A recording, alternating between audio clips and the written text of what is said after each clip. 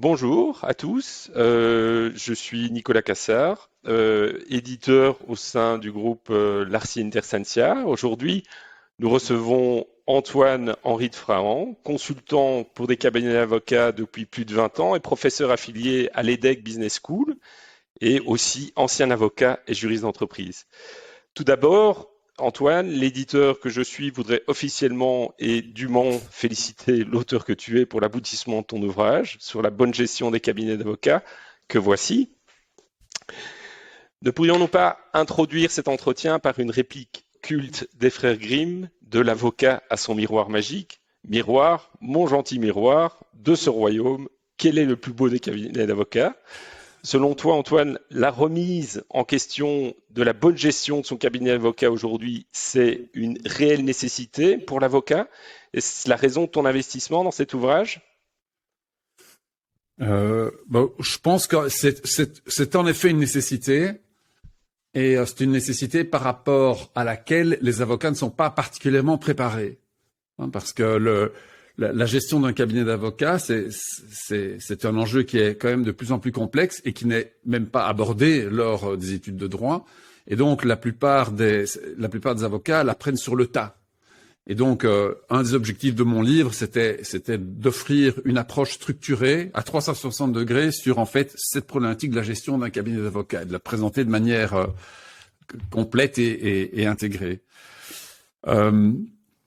Donc oui, et je pense que un autre objectif était, une autre question qu'on pourrait se poser, c'est de savoir, tiens, dans quelle mesure la gestion d'un cabinet d'avocats nécessite une approche particulière. Est-ce qu'on pourrait pas se fier simplement à des livres de management en général? Et dans ce cas-là, mon livre n'aurait en effet pas beaucoup d'intérêt, puisqu'il suffirait de lire un livre de management généraliste pour s'en tirer. Et justement, un des points que j'explore dans le livre, c'est en quoi les cabinets d'avocats ne sont pas des entreprises comme les autres. Et qu'est-ce qui les différencie, qu'est-ce qui les singularise par rapport à l'idée générale qu'on se fait des entreprises. Et ça, je dirais que c'est une considération importante qui va bien plus, qui va bien au-delà d'une simple considération sémantique, de savoir est-ce que les cabinets d'avocats sont des entreprises comme les autres ou pas. Finalement, comme tel, la question, on s'en fiche un petit peu. Mais en pratique, ça a beaucoup de conséquences, parce que ce que je vois souvent, ce sont des gestionnaires dans les cabinets d'avocats qui essayent d'appliquer des méthodes qui viennent du privé, qui ont fait leurs preuves dans le privé et qui ne fonctionnent pas dans les cabinets d'avocats, parce que précisément, il y a une méconnaissance des spécificités, de la dynamique autour de laquelle est organisé un cabinet d'avocats. Et du coup, il y a des évidences dans l'entreprise ordinaire qui ne fonctionnent pas du tout dans le cabinet d'avocats. Et donc, c'est pour ça que j'ai pensé que c'était nécessaire, utile, de consacrer un ouvrage spécifique à la gestion des cabinets d'avocats. Ok, je te remercie. Comme tu le sais, ce projet d'ouvrage est né d'un projet plus ciblé qui portait sur les associations d'avocats créatrices de valeur, que nous avons en définitive choisi d'élargir à la bonne gestion des cabinets d'avocats dans son ensemble. Mais cette création de valeur est restée au centre de ton ouvrage et de ta vision du cabinet d'avocats. Pourrais-tu nous expliquer concrètement ce qui se cache derrière cette idée de création de valeur et peut-être nous en donner brièvement un ou quelques exemples qui seraient palpables? Oui, bien volontiers.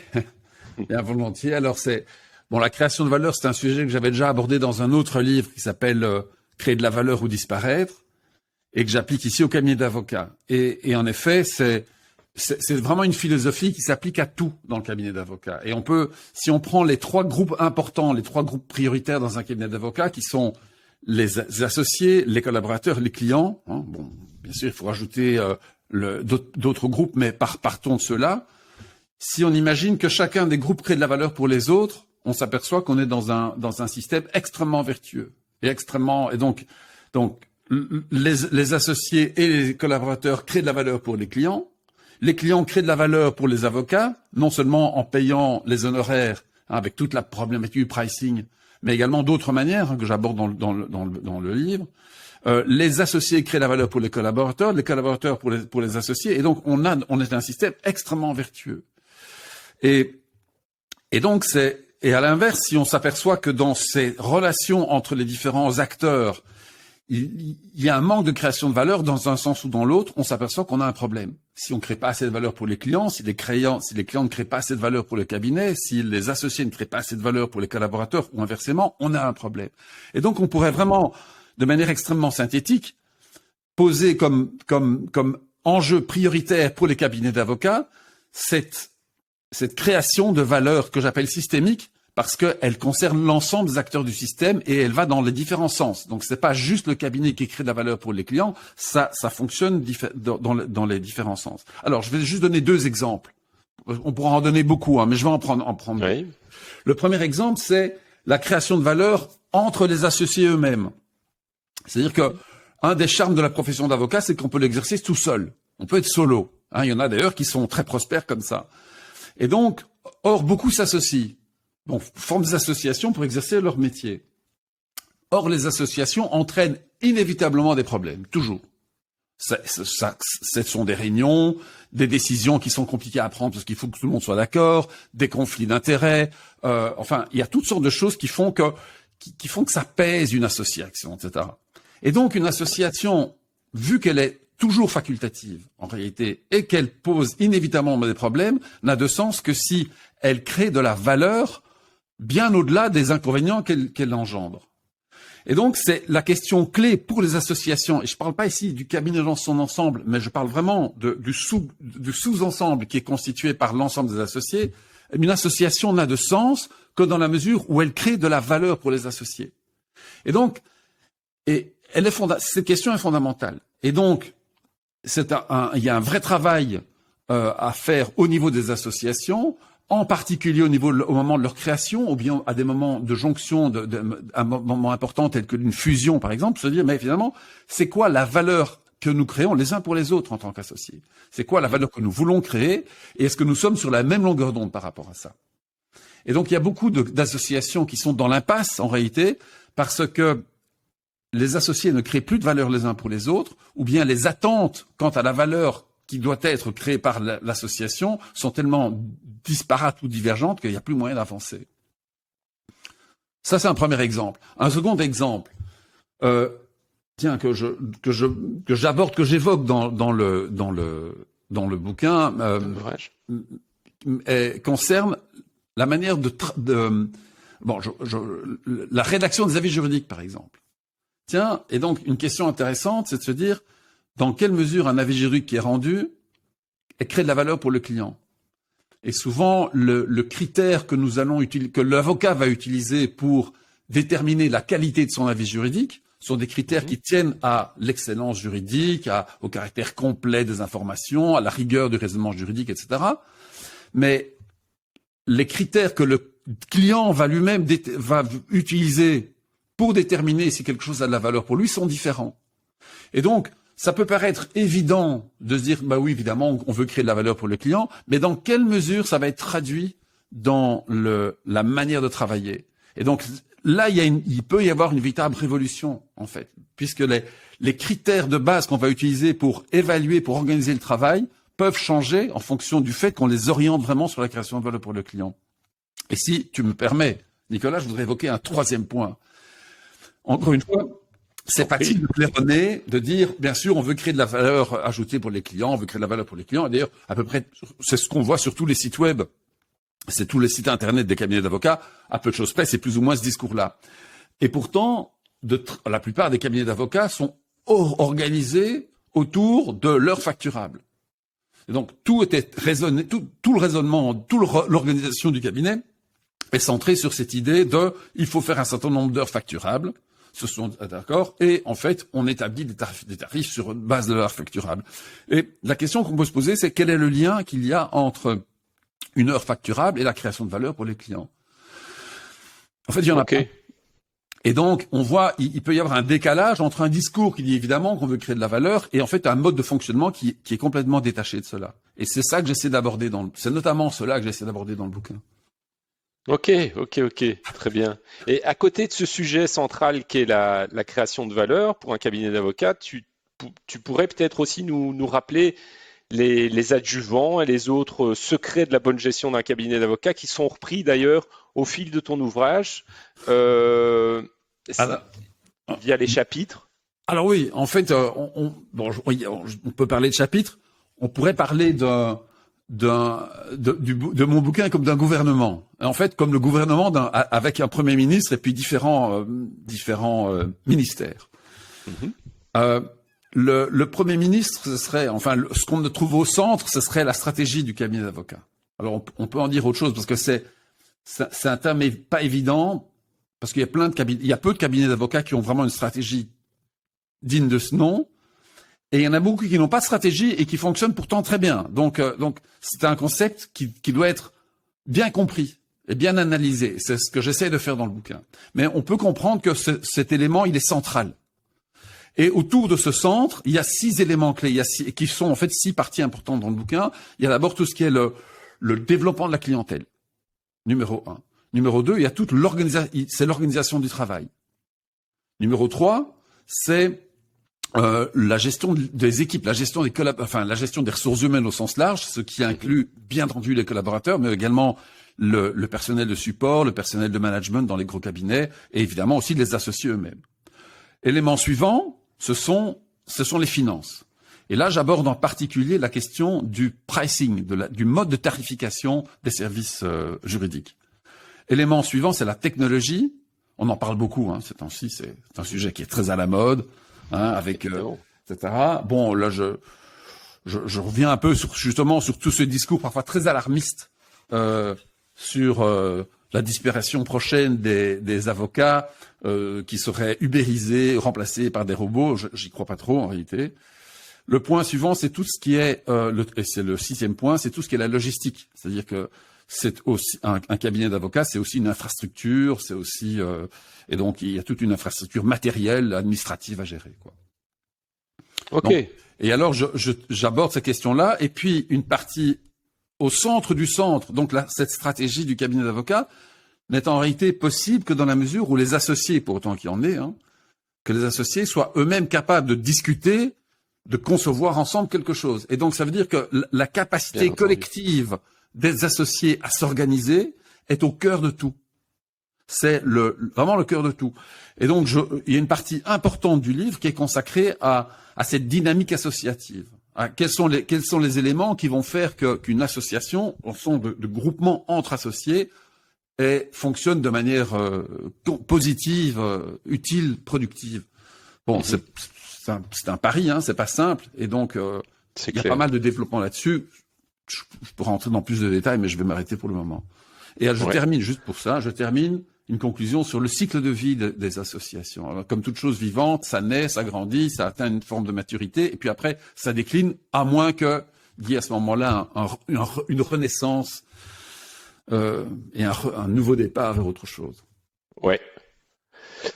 Ces éléments que tu viens de décrire me confortent vraiment dans notre investissement commun, dans ce bel ouvrage.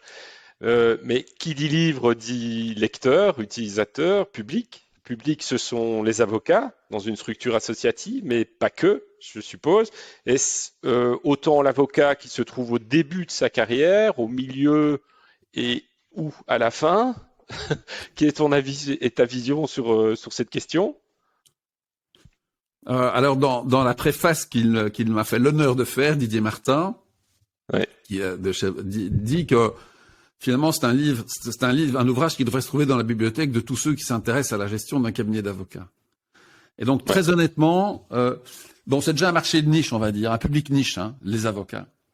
Mais au sein de cette niche-là, je pense que, sincèrement, ça peut intéresser tous les avocats. Franchement, je pense que soit je suis solo et je voudrais développer mon propre cabinet, le lecteur va y trouver plein d'informations à ce sujet-là. Soit je suis en train de former une association, j'envisage de le faire, je suis au démarrage d'une association, j'ai presque envie de dire, surtout lisez le bouquin, quoi. Ça va vous épargner, mais beaucoup de déboires à l'avenir. Vous pouvez être dans une association qui est déjà constituée, qui est en vitesse de croisière, là aussi, plein d'informations. Donc franchement, je vois pas trop de cas de figure dans lequel Ouais. on pourrait dire, tiens, ça m'intéresse pas du tout. Le seul cas, ce serait un jeune avocat qui dit, moi, je veux juste faire un stage. Dans 3 ans, je m'en cours de la profession d'avocat, ça m'intéresse pas à long terme. Oui, c'est ça. Donc, Ok. s'il y a un peu d'intérêt pour la profession d'avocat, s'il y a une volonté d'investissement professionnel à long terme, je pense vraiment que ce livre est fait pour ces personnes-là. Ouais. Alors, on se connaît bien aujourd'hui, mais on n'a pas eu l'occasion d'évoquer suffisamment ta trajectoire personnelle qui mérite certainement qu'on s'y attarde. Et est-ce que cette trajectoire est en rapport avec le choix du sujet de ton livre? Euh, oui, oui, certainement. Et je pense que, en fait, ce qui s'est passé, oui. Donc, bon, pour faire bref, moi j'ai été, pour faire très bref, mon rêve c'était de devenir un international business lawyer parce que je trouvais que vraiment ça avait l'air extrêmement excitant. Et donc j'ai fait des choix d'études et de carrière qui m'ont mené à ça. Donc j'ai étudié aux États-Unis, j'ai travaillé dans des gros cabinets, dans des grandes entreprises, etc. Jusqu'au jour où et j'avais cette idée de si je fais des joint ventures en Chine, ça y est, c'est bon, je suis un international business lawyer. Et je me suis retrouvé un jour à Londres, voilà, dans une salle de réunion. Je regarde les murs, il y avait des cartes de Chine, il y avait sur la table un contrat de joint venture. J'ai dit, ça y est, j'ai atteint le but de ma vie. J'avais 35 ans à l'époque et je me dis, bon. Donc c'était un moment et maintenant quoi? Qu'est-ce que je vais faire? Et donc là, il y a eu une démarche personnelle qui m'a amené à faire ce que je fais actuellement. Et donc, et dans laquelle je suis resté dans la profession juridique, mais plus comme juriste, plus comme avocat, mais justement comme dans cette fonction de consultant. Et je dirais que mon expérience juridique, quand même, j'ai appris beaucoup de choses, j'ai expérimenté beaucoup de choses. D'abord en tant que collaborateur, quand j'étais dans un cabinet d'avocats, franchement, j'ai quand même ressenti à plusieurs moments que les choses n'étaient pas optimales, quoi. Quand je voyais la manière dont les choses étaient faites, je ressentais, je me disais, mais ça va pas. Enfin, je veux dire, on peut faire tellement mieux, quoi. Et de même, quand j'ai été moi-même client, quand je suis devenu client, je travaillais. C'était très intéressant d'être dans cette situation où j'étais plus avocat, mais j'étais de l'autre côté et je voyais également la façon dont les avocats travaillaient, la façon dont sans du tout les critiquer, hein, ils sont très bons, mais je me disais aussi, il y a quand même moyen de faire autrement, quoi. Il y a un tel, et je pouvais ressentir à la fois en tant qu'avocat et en tant que client, il y avait un potentiel de faire des choses mieux, en fait, tout simplement, dans l'intérêt commun. Et donc, encore une fois, je le dis avec beaucoup de respect et pour les avocats, et il y en a plein qui font un travail fantastique, et je dis pas ça, et donc, je pense que ça nourrit aussi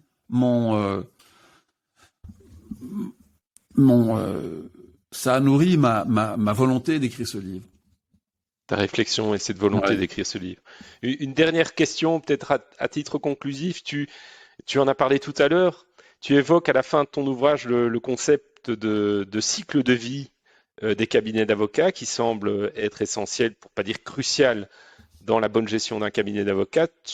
Tu souhaites peut-être approfondir la question, le sujet pour nos auditeurs? Oui, alors ce qui est intéressant, c'est de voir en fait quelles sont les problématiques de gestion qui sont propres à chacune des phases. Et donc il y a la première phase, c'est le démarrage. Là, la mise en place d'une nouvelle association.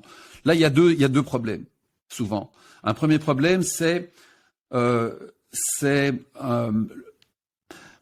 fait, c'est souvent un manque de réflexion, un manque de recul, lié à deux causes. D'abord, on est dans l'excitation d'un nouveau projet. On est il y a cet excitant, et on a envie, etc. Et donc il y a cette volonté, cette envie d'y aller de l'avant, mais qui peut parfois obscurcir certains enjeux ou mener à à faire l'impasse sur certaines questions, certaines problématiques qu'on devrait examiner plus exactement. Le second problème, c'est également que souvent on est pris par le temps. Donc on se dépêche, mais en même temps il faut continuer à travailler pour les clients, etc. Et donc ce qu'on voit, c'est que au moment du démarrage de l'association, il y a tout un travail de réflexion, de mise en place qui est parfois escamoté. Et donc, on paye les pots cassés un peu plus tard, quoi. Donc ça, c'est un premier enjeu. Ensuite, si les choses se passent bien, il y a une phase de croissance du cabinet. Et là, l'enjeu, c'est quoi? C'est d'arriver à structurer et organiser. Parce qu'on peut fonctionner très bien quand on est 3, 4, 5, etc. Mais quand on arrive à être plusieurs dizaines, voire plusieurs centaines, c'est évident que la manière de s'organiser doit changer. Et il y a beaucoup de cabinets qui sont en crise parce qu'ils fonctionnaient très bien comme une petite équipe informelle et ils ont atteint une taille critique qui font que ça fonctionne plus du tout. Et donc il faut complètement rénover, revoir la manière de fonctionner, la manière de s'organiser, la manière de réfléchir également à la stratégie parce que l'offre les pratiques au sein représentées au cabinet se sont multipliées, se sont diversifiées. Et donc, comment arriver à organiser le tout, comment arriver à donner une cohérence au tout, tout en gérant la croissance. Voilà, ça c'est un véritable enjeu. Et puis alors il y a une phase qui est une phase de maturité où le cabinet a trouvé une vitesse de croisière et qui est une phase en fait assez agréable. On a ses équipes, on a ses clients. Bon voilà, ça tourne un peu tout seul, c'est très bien. On a une réputation, tout est en place. Le risque évidemment est de ne pas anticiper l'étape suivante, qui est le déclin, qui est finalement à un moment donné, voilà. Et donc l'enjeu clé dans cette phase de plateau, dans cette phase voilà, c'est d'arriver à enclencher avant qu'il ne soit trop tard, avant que le déclin ne commence, enclencher une dynamique positive, une nouvelle dynamique. Certains cabinets le font en fusionnant avec d'autres, en s'étendant à l'étranger, en inventant quelque chose de nouveau, ou tout simplement en renouvelant leur cadre, leurs effectifs, etc. Mais il faut trouver ce nouveau souffle qui va faire en sorte que le cabinet, plutôt que simplement stagner à un certain niveau, va pouvoir se relancer dans quelque chose de neuf. Oui, je comprends. Et voilà. Et donc, ça, c'est l'idéal. Maintenant, il y a plein de cabinets et finalement, on le voit, il y a des associations qui se créent, qui se font, qui se défont, qui se refont, etc. Et pourquoi pas, finalement. Donc, tous les cabinets ne suivent pas toujours cette courbe idéale, mais c'est vrai que c'est extrêmement important pour un cabinet de se dire où en sommes-nous, et par rapport à ça, quel est le véritable enjeu auquel on doit s'occuper actuellement, et de se concentrer là-dessus, quoi. C'est très bien. Je te remercie 1000 fois, Antoine, pour cet entretien. Alors, je signale à nos auditeurs qu'ils pourront retrouver l'ouvrage sur le site de Larcier Intersentia. Et je vous dis à bientôt. Merci, Nicolas.